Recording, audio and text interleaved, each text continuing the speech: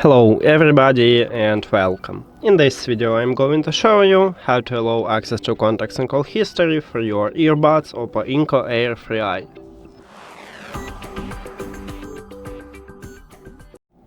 You have to start by open settings and then go to the Bluetooth or connected devices.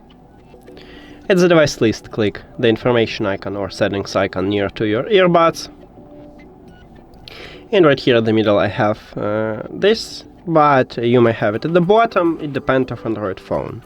And also this name depends on Android phone.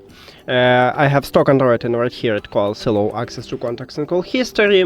On your phone it may be call sharing or contact sharing or something with call or something with sharing.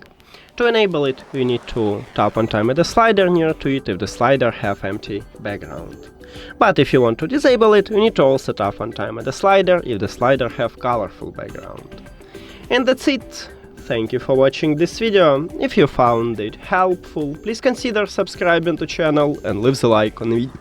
See you later!